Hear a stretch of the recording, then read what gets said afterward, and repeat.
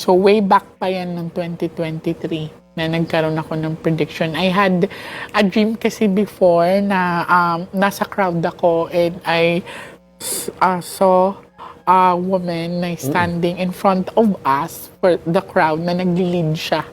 Wow. Yun ang pinakita sa akin. Siya ang nagli-lead sa atin. Kumbaga, it's a big crowd kasi siya.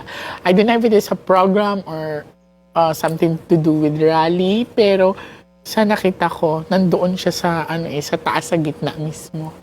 And she's speaking, saying something, pero I cannot recall kung ano yung mga specific na sinabi niya, pero she's leading us. Ito yung bara sa akin ng parang ko. Malaki ang chance na magkaroon ng tito natin rigudon o yung tito natin pagbabago.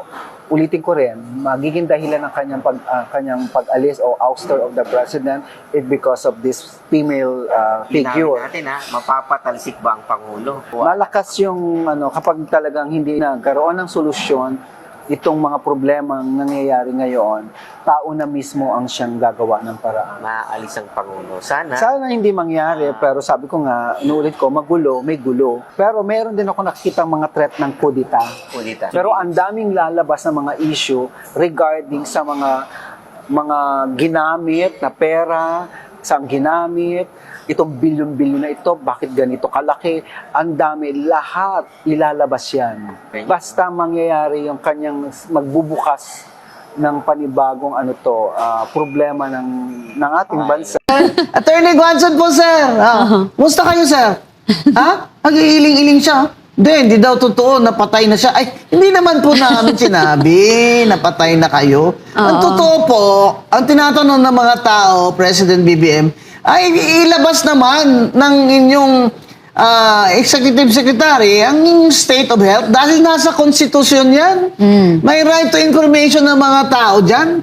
At saka, kagaya nung kati si Fidel Ramos, si President FBR, nung nagka-routine surgery siya, he was under general anesthesia, nag-report sila to the people. Nagpasabi siya sa Congress na siya ay mag-undergo ng surgery, that he will be under general anesthesia and therefore temporarily incapacitated. Dahil po sa konstitusyon, mga kababayan, pag ang ating pong Pangulo ay temporarily incapacitated dahil under anesthesia siya, ang automatic po sa konstitusyon na ang Vice President ang magte-take over automatically ng opisina ng Presidente. Hindi po ang Executive Secretary. Ang Vice President po ang may katungkulan yan. Kaya po natin tinatanong, Time oil price hike na inanunsyo kahapon, April 6 at ipinatupad ngayong umaga, April 7, 2026. magkano ang Ayan, pinakabagong ulat. Magkano Grabe. ang diesel? Pinakabagong ulat sa presyo ng langis, effective April 7, 2026, ito ang pinakamalaking itinaas sa kasaysayan ng bansa sa loob lamang ng isang linggo dahil sa tensyong US-Iran. Ayan, Mama Bing, diesel. Magkano ang diesel ngayon? Dagdag ng presyo sa diesel, ang dagdag ng 18 pesos, 80 centavos. Hanggang 19 to 80 kada litro. Grabe. Ano yan? Di 140. O, ayan na. 146 to 147.60. Apektado po talaga dito yung mga jeepney driver. Yung mga Grab kasi, mga taxi driver, gas yun. Dito, jeepney driver talaga. Ito talaga umiiyak na kailangan ng ayuda. At saka, Mama Bing, may mga ulat sa ilang probinsya na inaasang aabon pa ito ng 170 per litro. Grabe. Pinapa-relax lang tayo ni BBM, ni Attorney Claire at ng Secretary of Energy na sabi nila, meron daw parating na galing sa Russia. Parating pa lang po yun. Tsaka isa lang po ang refinery, yung Petron. Kaya nga, napipressure nila si Mr. Ramon Ang.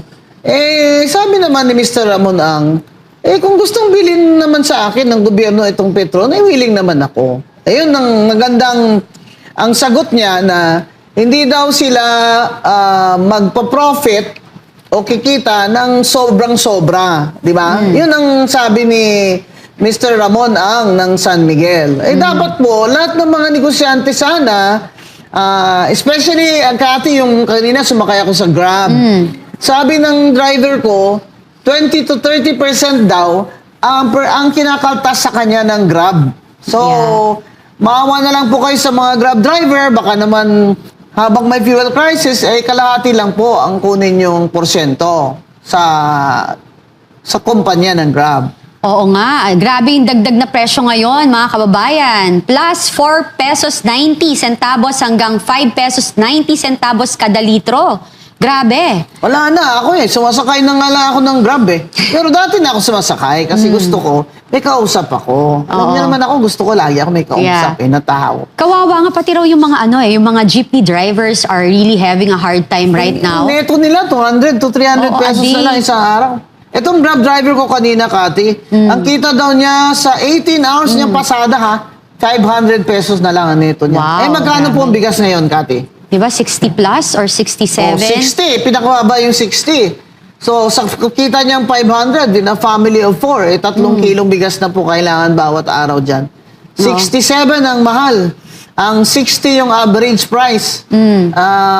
Minimum wage, 600, sabihin na natin. Minimum wage 600. Ang kita ng tax Grab driver neto net niya. Kanina sabi niya sa akin 500. Kaya maghanap na po siya ng ibang trabaho. Grabe. Yan ang problema sa atin ngayon, Mama Bing. Kasi lahat ng presyo ng bilihin, bayad sa kuryente, bayad sa lahat ng bills natin Taas, tumataas. lahat. Pero Oo. ang kinikita ng mamayang Pilipino, hindi umaangat. Oo, lalo na. Diba? To stop the inflation, diba? Bilis ng taas ng bilihin.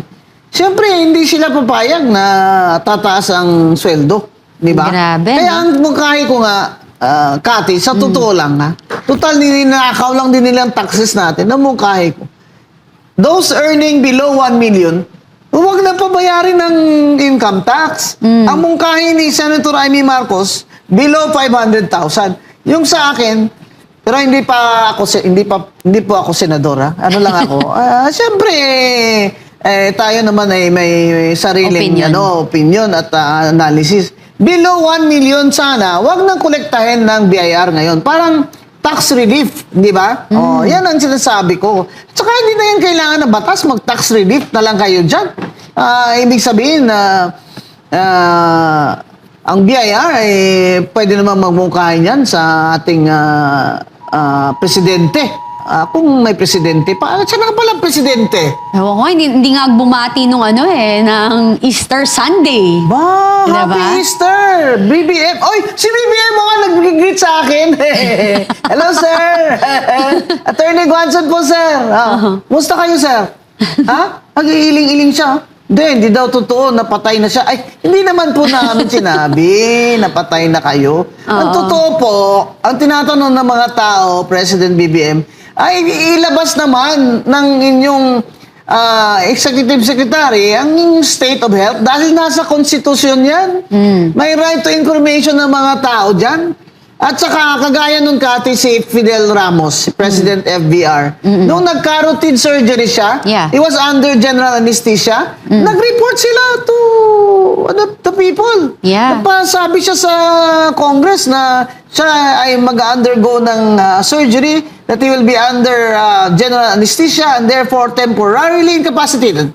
Dahil po sa konstitusyon, mga kababayan, pag ang ating pong Pangulo ay temporarily incapacitated dahil under anesthesia siya, ang automatic po sa konstitusyon na ang Vice President ang magti-take over automatically ng opisina ng Presidente. Hindi po ang Executive Secretary. Ang Vice President po ang may katungkulan yan. Kaya po natin tinatanong, nasaan si BBM? At ang status ng kanyang health?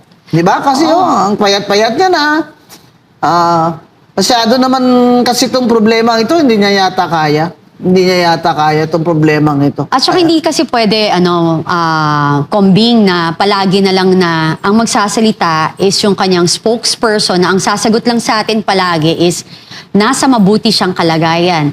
Bakit hindi tayo labasan ng video? Oo, na Diba? real time. Oo, na diba? humahawak siya ng dyaryo. Oo. Kagaya sa Amerika, di ba? Napakahirap ba nun? Oo. Kailangan may hawak na dyaryo.